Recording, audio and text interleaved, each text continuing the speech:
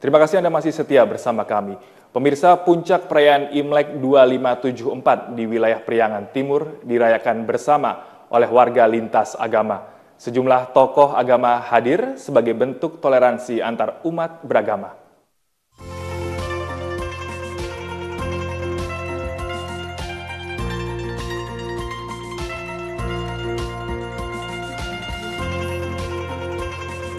Inilah komunitas Tionghoa sewilayah Priangan Timur yang merayakan Imlek bersama 2574 dengan tema Sehati Sejiwa, membangun sukacita hidup berbangsa di kota Tasikmalaya. Perayaan Imlek yang diikuti oleh 700 peserta ini merupakan perayaan Imlek bersama lintas agama yang dihadiri oleh sejumlah tokoh agama dari agama Islam, Kristen, Buddha, dan Konghucu dari berbagai daerah Priangan Timur. Memperingati Tahun Baru Imlek bersama, momen perayaan Imlek ini sebagai ajang silaturahmi warga Tionghoa Priangan Timur setelah sebelumnya perayaan Imlek ini sempat terhenti akibat pandemi COVID-19. Sebenarnya kita udah mengadakan untuk yang ketiga kalinya ya. Sebelumnya itu di 2016 sama 2019. Nah ini sekarang yang ketiga kali kita menghadirkan sukacita untuk bersama-sama dengan berbagai lintas agama merayakan Imlek untuk ya kita juga mau silaturahmi, kemudian mau menyapa sesama anak bangsa. Nah kemudian tujuannya untuk bersukacita bersama.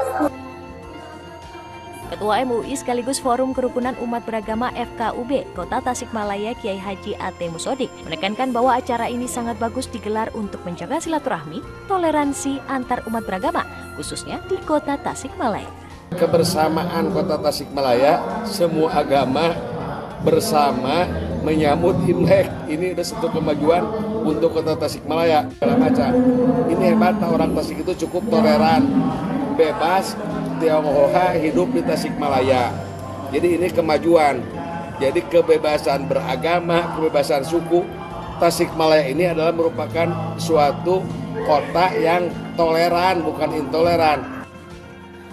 Selanjutnya dalam acara ini digelar beragam rangkaian budaya dan seni dari sejumlah komunitas lintas agama, yaitu pemuda Islam menyajikan gamelan berkolaborasi dengan angklung Gereja Santo Yohanes Ciamis. Selain itu juga ada gelaran tarian tradisional Tiongkok, yaitu tarian Yang Luxie, Meng Hui Tian San, dan tarian Lan Hua Sao. Dari Tasikmalaya, Hendra Herdiana melaporkan. Perkenalkan diri saya Pastor Johannes Yandi Buntoro CDD. Sekarang saya bertugas di Paroki Kristus Raja di Kota Medan sebagai pastor paroki. Saya dibantu oleh vikaris saya bernama Pastor Yuki Hartandi CDD. Dan hari ini kita dapat bertemu karena Pastor Michael mengundang saya untuk berbagi di sini. Tadi pagi saya dijemput oleh Pak Agus bersama dengan Pastor Gatot. Kami melakukan perjalanan yang menyenangkan. Kalau kita dengar dalam bacaan tadi, dalam bacaan pertama, bahwa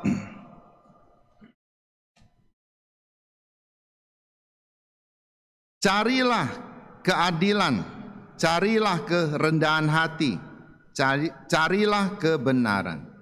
Kalau dikatakan mencari, itu pasti hilang. Kalau ada depan mata, ngapain dicari? Tapi kadang-kadang banyak juga pasangan suami istri yang merasa pasangannya sudah hilang. Karena mungkin tidak sejalan lagi, tidak kompak lagi seperti pada masa pacaran atau pada masa baru menikah. Ada sesuatu yang hilang. Ada yang menjadi kurang romantis, kurang sabar, kurang perhatian, itu hilang. Tapi bukan tidak ada, harus dicari kembali. Kadang-kadang pasangan suami istri yang merasa sudah tawar hati karena banyak yang hilang, tidak mencari kembali itu masalahnya. Atau tidak membawanya kepada Tuhan. Hanya tahu menyalahkan saja. Orang yang disalahkan itu merasa diserang, diprotes. Dalam bahasa Mandarin, mengkritik orang itu adalah Ping. Pi itu adalah satu huruf yang terdiri dari satu tangan. Satu lagi, membelah. Artinya ketika engkau mengkritik orang, engkau sedang membelah dia, menyembelih dia. Jadi ketika kita mengkritik orang, ya seperti itu keadaannya. Siapa yang suka dikritik? Meskipun kita katakan kritikan saya ini membangun, membuat engkau lebih baik, tapi tidak ada orang suka dikritik. Carilah kerendahan hati, carilah keadilan. Artinya pernah ada tapi hilang. Kalau engkau sudah menemukan kembali itu, kalau orang sudah menjadi rendah hati lagi, menjadi adil lagi, maka dia akan terhindar dari murka Allah. Sebab ketika kita tidak benar, ketika kita tidak adil, kita sedang berbuat dosa. Meskipun kadang-kadang kita merasa senang, ada orang senang karena ada orang lain susah. Dan itu akan mendatangkan murka Allah. Dalam bacaan kedua, Paulus mengajarkan bahwa tidak semua dari kita dipanggil pada saat kita sudah pintar. Justru Tuhan membuat kita pintar, membuat orang bodoh mempermalukan orang bijak, membuat orang yang dihina oleh dunia mempermalukan orang-orang yang kuat. Artinya Tuhanlah yang membuat kita kuat. Jadi jangan kita terlalu berbangga kalau kita merasa lebih dari orang lain. Tuhan memberikan kelebihan kepada kita supaya kita diberi kemampuan untuk lebih membantu orang lain yang kurang dari kita. Tapi kan kadang-kadang kita menggunakan kelebihan kita untuk berbangga, untuk menyombongkan diri. Kalau sudah menyombongkan diri, mau tidak mau kita merendahkan orang lain, itulah masalahnya. Dalam Injil hari ini Yesus mengajar, berbahagialah orang yang miskin. Siapa yang mau miskin? Saya pikir tidak ada yang mau miskin. Umat tidak, suster tidak, pastor pun tidak. Miskin tidak hanya miskin harta. Ada orang mungkin hartanya banyak, tapi mentalnya sangat miskin. Dia tidak tahu berbagi, itu orang miskin. Itu hanya orang yang bisa menyimpan tapi tidak bisa berbagi. Padahal apa yang dia punya itu titipan Tuhan untuk dibagikan. Berbagilah orang miskin artinya kalau kita merasa kurang dari orang lain, berharaplah kepada Allah, Allah akan memberikan yang lebih kepada kita. Mengapa kita bisa merasa kurang? Karena terlalu sering atau terlalu suka membanding-bandingkan dengan orang lain.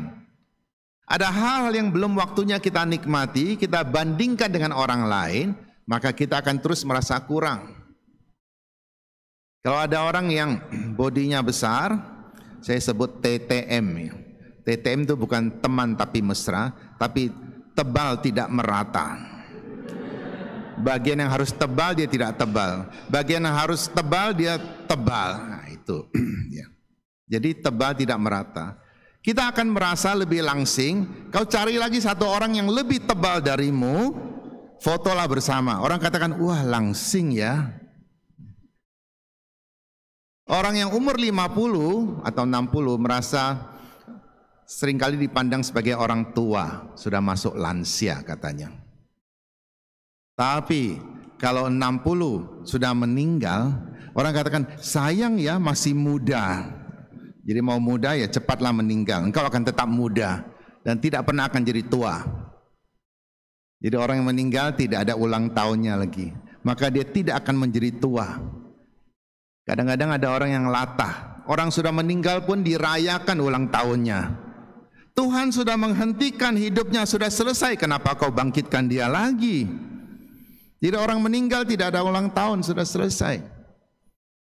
Tapi selama kita hidup tidak ada tua. Tahun ini saya berumur 62 tahun. Saya tidak merasa tua. Saya masih bisa berlari, saya masih bisa naik sepeda. Kenapa? Karena kita punya tujuan, kita tahu bersyukur.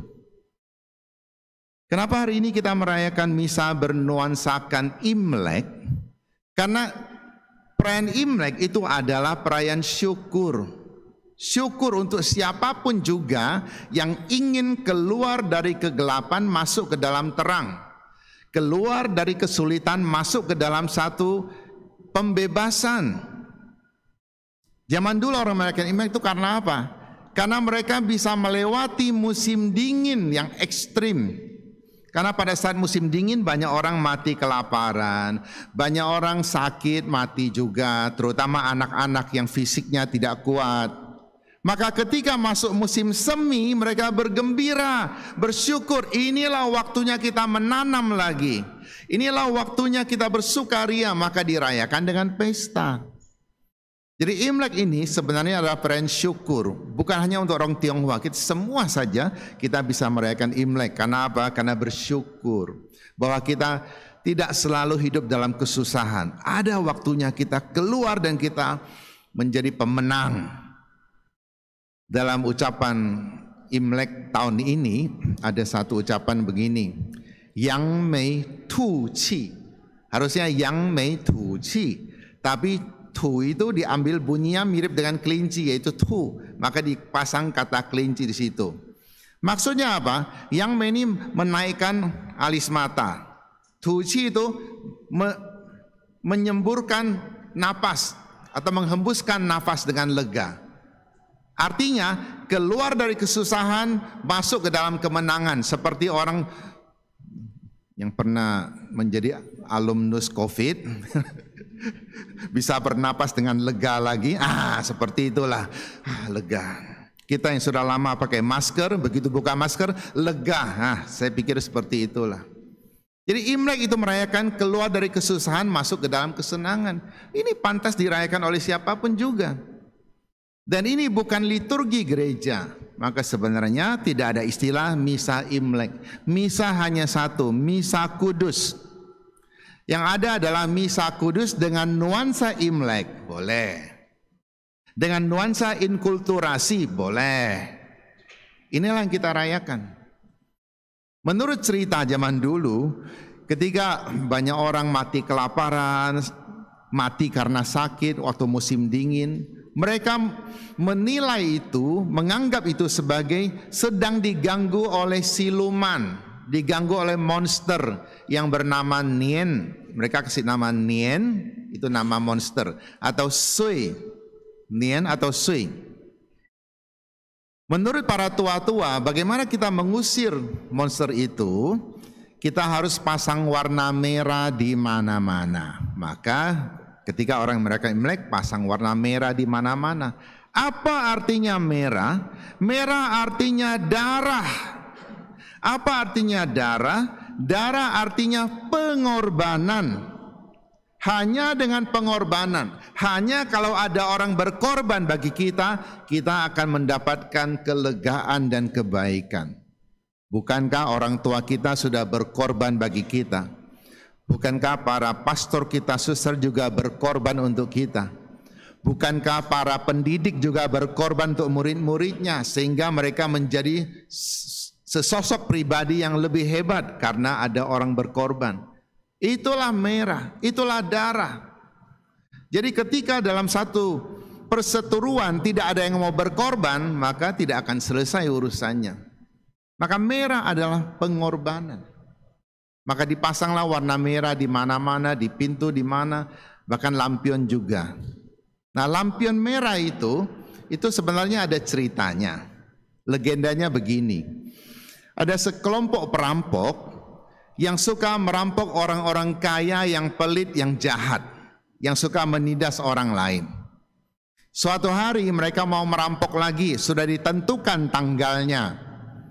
Tapi supaya mereka tidak salah merampok, tidak sampai merampok orang baik, maka mereka memberitahukan pada orang-orang miskin, pasanglah lampion merah di depan rumahmu. Kalau kami melihat lampion merah, kami tidak masuk. Kami hanya akan memasuki rumah orang yang jahat yang tidak pasang lampion merah itu. Itulah asal-usul lampion. Jadi lampion ini sebenarnya ada tanda bagi orang miskin. Sekarang kita lihat di mall, di mana-mana lampion. Juga dipasang di luar rumah, bukan dipasang di dalam. Tadi saya masuk ke gereja ini, saya senang memang tidak ada di sini. Berarti sudah ngerti. Yang tidak ngerti di mana-mana ada. Tapi sebenarnya ya sudahlah, kalau memang mau pasang juga di mall silakan. Itu sebagai barang seni saja, indah dilihat. Ya sudah. Tapi kalau tahu maknanya adalah itu untuk menolak bala. Kalau kita lihat di Alkitab, itu mirip sekali dengan Alkitab, kitab Keluaran. Ketika Musa memerintahkan umat Israel menorehkan darah di ambang pintu, supaya malaikat pencabut nyawa tidak masuk ke rumah itu, mencabut nyawa anak sulung. Kan mirip kan? Ada tanda bahwa ini adalah tempat milik Tuhan. Maka malaikat maut tidak masuk untuk mencabut nyawa. Sedangkan rumah-rumah orang Mesir, mereka dimasuki dan anak sulungnya dibunuh. Tanda kita adalah milik Tuhan. Maka dalam hidup sehari-hari mari kita juga menjadi tanda. Jangan sampai orang melihat, begitu ya perilaku orang Katolik. Kenapa kok tidak mencerminkan kebaikan, keadilan dan kebenaran?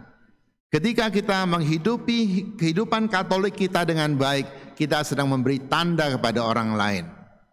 Tanda bahwa kita milik Tuhan, tidak bisa diganggu oleh sang jahat atau sang iblis. Lalu pada saat Imlek ada satu tradisi yang baik yang bisa kita pelajari, yang tidak akan melawan atau menentang iman Katolik, yaitu makan bersama. Siapa tidak makan bersama? Para pastor juga suka makan bersama kok. Makan bersama. Pada saat makan bersama, pertama, mereka bisa mengumpulkan semua anggota keluarga. Jadi meskipun yang tinggal jauh pada malam Imlek, mereka berkumpul makan bersama. Itu adalah persekutuan, seperti yang dihimbau oleh Bapak Paus, kita hidup dalam persekutuan, bersama-sama makan makanan yang sama.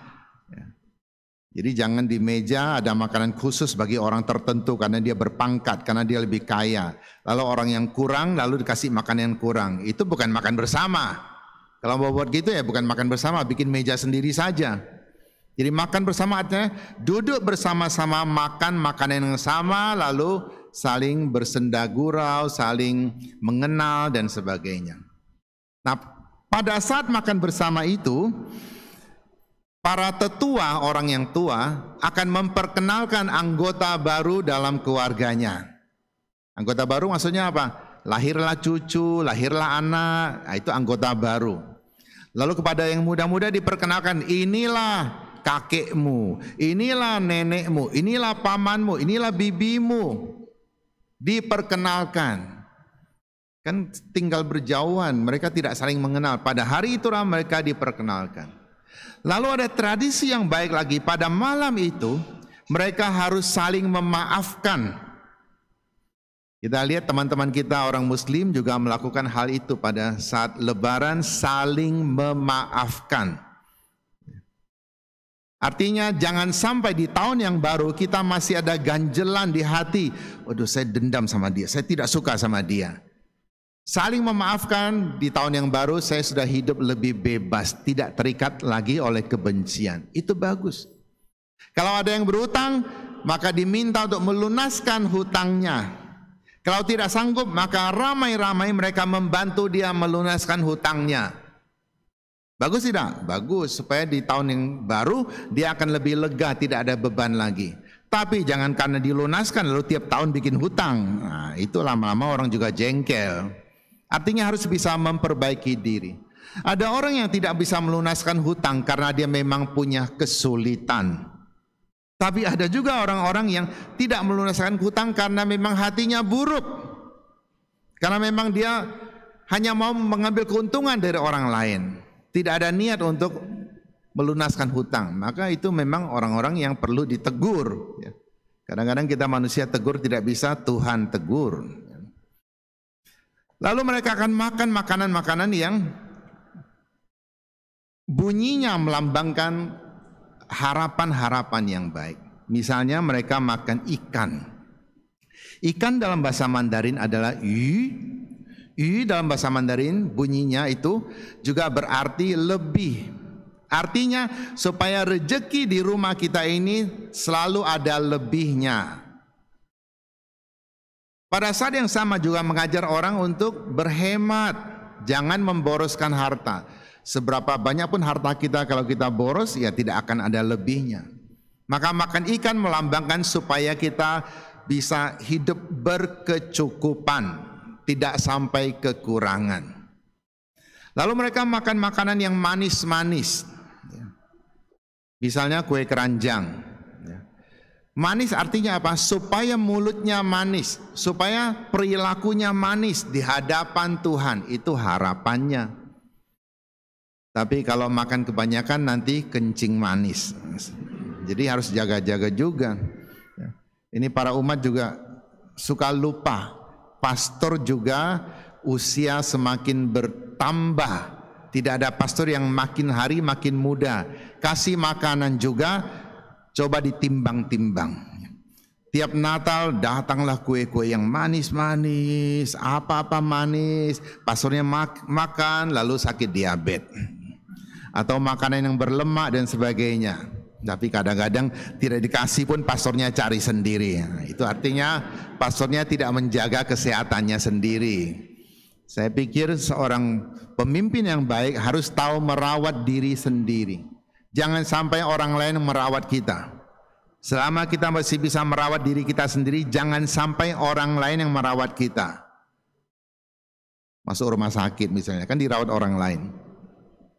Jadi kita berilah apa yang diperlukan oleh pastor, diperlukan suster, secukupnya, jangan berlebih-lebihan. Lalu makanan lain apa? Apel. Apel dalam bahasa Mandarin adalah pingguo. Ping ini sama dengan ping'an. Ping'an artinya damai. Semoga dengan makan ini hidupmu damai. Artinya bukan dengan makan apel jadi damai, tapi dengan suasana hati damai engkau bisa menciptakan damai. Damai harus kita ciptakan, bukan datang sendiri. Jangan kita berharap orang lain damai pada kita, kita sendiri tidak mau berdamai. Kita yang harus membawa damai kepada orang. Maka kita ada salam damai, bukan? Artinya mengingatkan saya juga harus berdamai dengan sesama. Nah, dalam makan bersama itu mereka juga tidak lupa besoknya mereka harus berdoa bagi para leluhur. Bukankah di gereja Katolik kita juga berdoa bagi orang yang telah meninggal dunia? Berdoa bagi orang yang meninggal dunia. Cuma bedanya yang di luar Katolik mereka berdoa mohon rejeki kepada yang sudah meninggal. Untuk kita tidak cocok. Jadi ketika mereka mempersembahkan dupa, mereka persembahkan kepada yang telah meninggal sambil minta dilindungi. Kita hanya minta perlindungan kepada Tuhan. Jadi pertanyaan pada hari itu, bolehkah orang Tionghoa atau siapapun juga yang merayakan Imlek memegang dupa untuk menyembah? Boleh tidak? Asal kita persembahkan kepada Tuhan tentu boleh.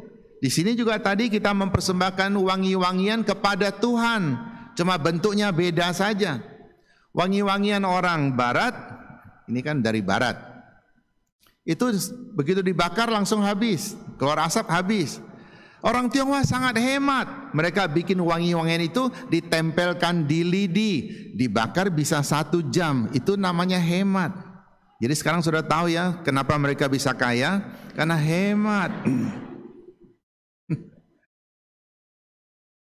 Jadi hanya bentuknya berbeda, tetap boleh kita pergunakan. Cuma jangan menyembah yang sudah meninggal. Kita tahu yang sudah meninggal sudah selesai.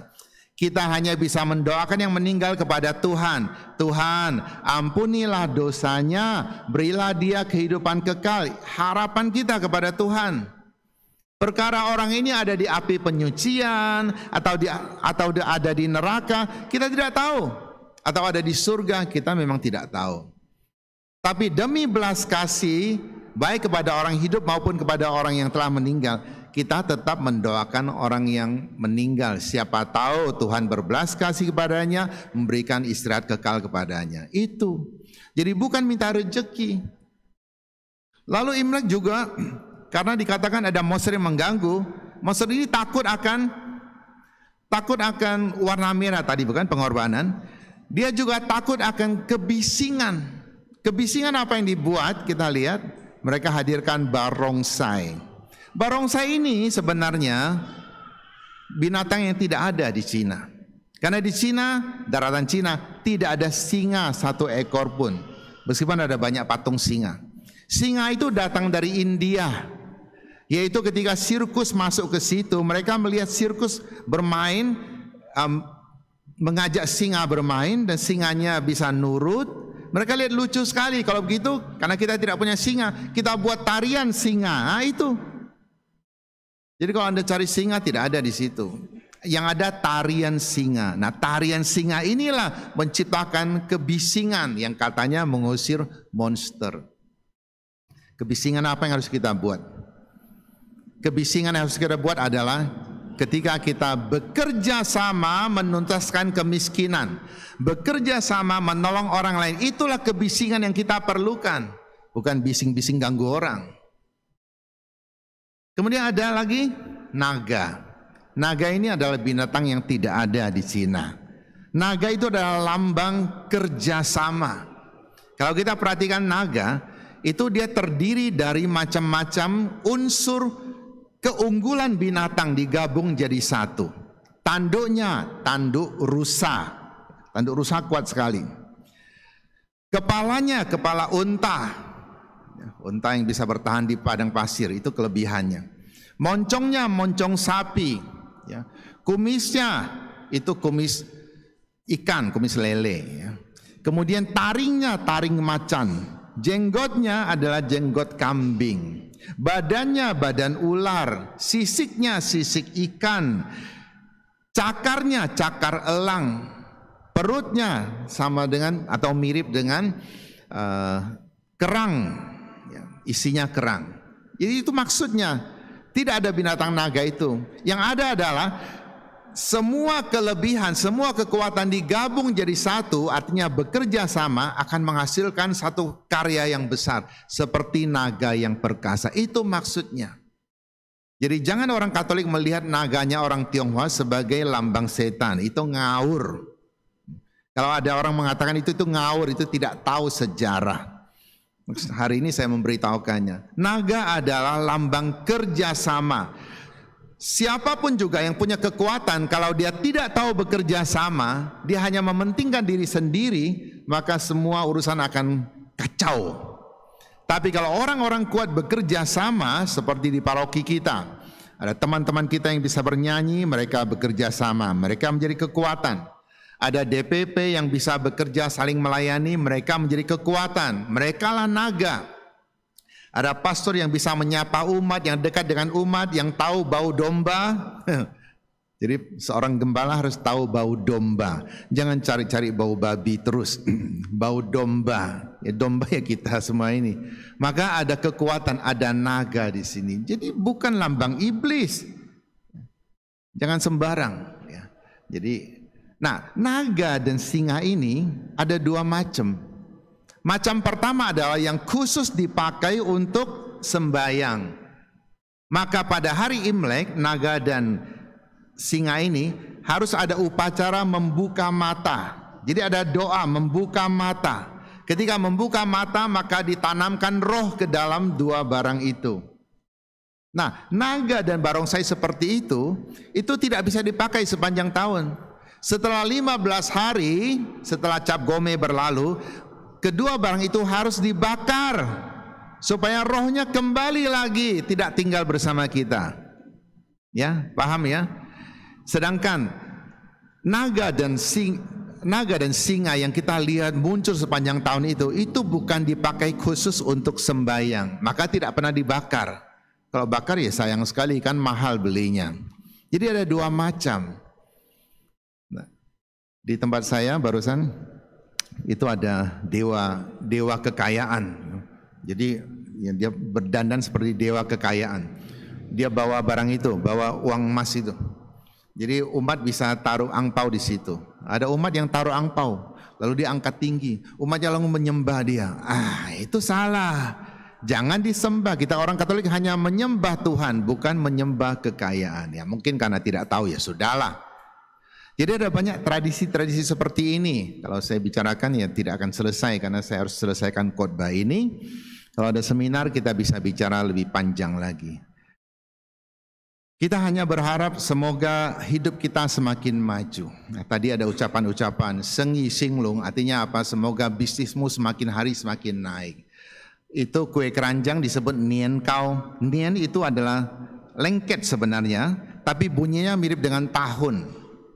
Lalu kau itu adalah kue sebenarnya, tapi bunyinya mirip dengan tinggi. Maka dengan makan itu berharap semoga setiap tahun karirmu semakin tinggi, itu maksudnya. Tapi kalau cuma makan kue keranjang, tidak kerja dengan serius, tidak jujur, ya tidak akan tinggi-tinggi karir kita. Intinya kita harus bekerja keras, kita harus jujur pada sesama.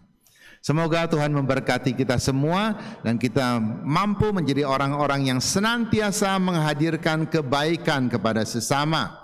Keadilan, kebenaran, kebaikan, dan terutama mari kita menjadi orang-orang yang bersandar kepada Tuhan. Segala sesuatu Tuhan berikan pada kita, Dia mau kita juga membagikan kepada sesama, agar disitulah orang mengenal bahwa Tuhan mendatangi dia lewat kita.